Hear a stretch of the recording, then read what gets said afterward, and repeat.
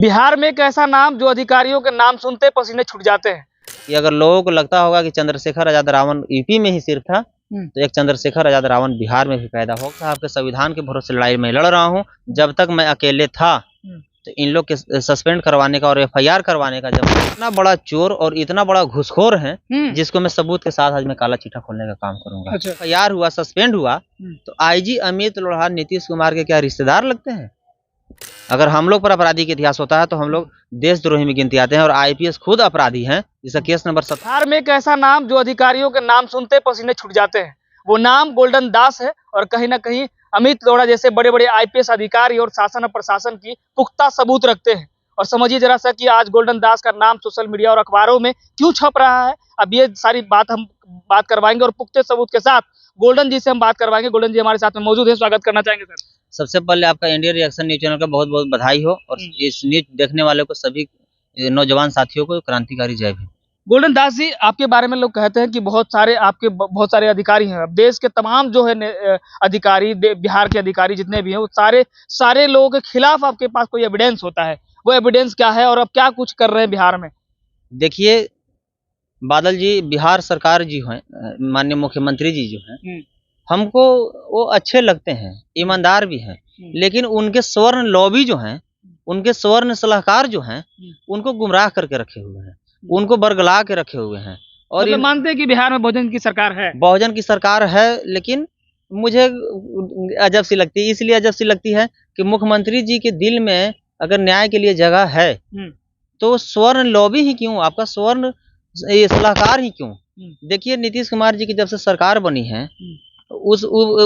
आज 20 साल शायद होने वाली इनका सरकार को, 8 आईएएस और 8 आईएएस आईपीएस को बर्बाद करने का काम इन लोग किए हैं और करवाने का काम किए हैं। अब इनका स्वर्ण लॉबी करवाएं या इनका स्वर्ण सलाहकार करवाएं। जैसे पहला आपका नाम है, एक सीनियर आईएएस है, उनका नाम है केपी रमैया सर, आप लोग सुने होंगे। उसके बाद दूसरा सीनियर आईएएस है सुधीर कुमार। जीतन राम मांझी जी जब सीएम बने थे तो उस समय इनको गृह सचिव बनाया गया था, और जब नीतीश कुमार की जब सरकार आई तो इनको हटाकर और झूठा शराब के आरोप लगाकर इनको बर्बाद करने का और एफआईआर करने का प्रयास भरपूर किया गया। तीसरा है एक आईपीएस सीनियर है आलोक कुमार, इन पर भी झूठा शराब का आरोप लगाकर इनको सस्पेंड करने का एफआईआर करने के काम किया गया। चौथा आपको है विवेक कुमार, ये ओबीसी समाज के हैं, और ये आपको आलोक कुमार जी जो हैं वो पासवान समाज के हैं, सब एसी समाज के सब। हाँ, ये केपी रमैया सर जो है शेड्यूल कास्ट हैं, सुधीर कुमार जो सीनियर आईएएस थे वो शेड्यूल कास्ट हैं, Alok Kumar sir schedule caste है, पासवान समाज से हैं। विवेक कुमार जो सीनियर आईपीएस हैं वो ओबीसी समाज के हैं, और सुधीर कुमार पोरिखा सर जो हैं वो एसटी समाज से हैं, वो आदिवासी जाति के हैं। सबको झूठा शराब का और बालू का फोकस बनाकर मीडिया में चिलवाकर इन लोगों को झूठा आरोप लगवाकर और बर्बाद करने का काम किया गया है।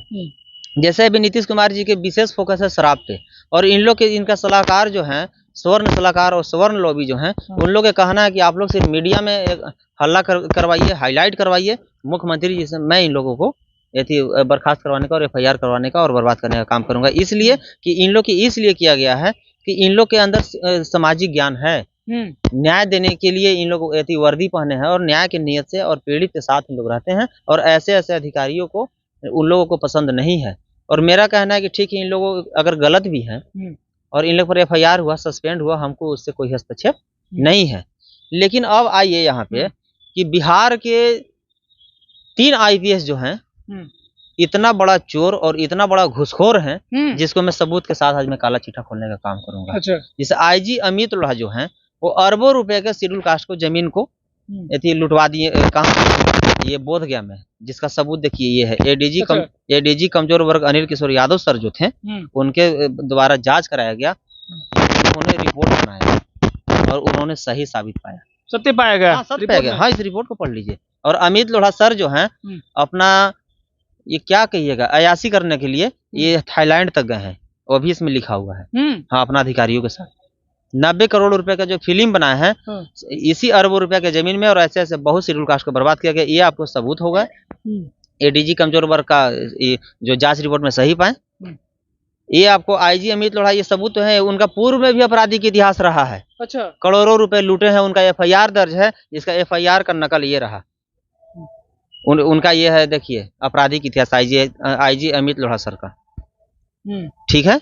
अगर हम लोग पर आपराधिक इतिहास होता है तो हम लोग देशद्रोही में गिनती आते हैं, और आईपीएस खुद अपराधी हैं, जिसका केस नंबर 17/22 है, तो ये कितना बड़ा अपराधी है।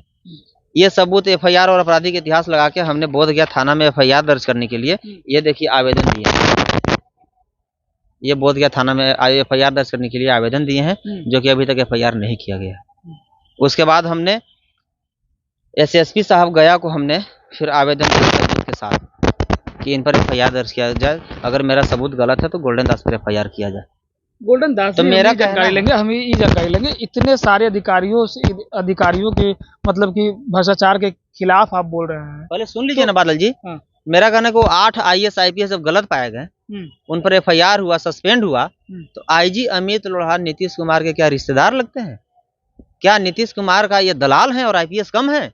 तो ऐसे ऐसे चोर अधिकारी को अपने सरकार में संरक्षण क्यों दिए हुए हैं? और इन पर एफआईआर दर्ज हुआ, अभी बेल भी नहीं हुआ है, फरार चल रहे हैं, लेकिन नीतीश कुमार जी के द्वारा अभी तक सस्पेंड नहीं किया गया। क्यों नहीं किया गया? उनका स्वर्ण लॉबी जो है, उनका स्वर्ण सलाहकार जो है, ऐसे ऐसे मामलों को उनके तक नहीं पहुंचने दे रहे हैं।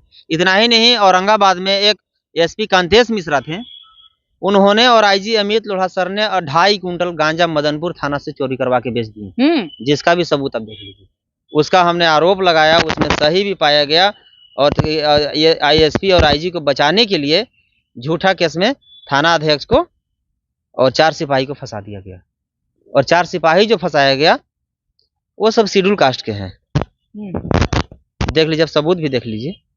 मैं बताया ना कि मैं जिस पर भी आरोप लगाता हूं, हमारे पास आरोप कम और सबूत ज्यादा होता है। तो नीतीश कुमार जी की सरकार कहां से आपको सही दिख रही है? कैसे हम सही मान ले? हाँ, सब ये देखिए 2.5 क्विंटल गांजा चोरी का पुख्ता सबूत है, जो कि एसपी साहब खुद कह रहे हैं कि गांजा हमने चुराया है।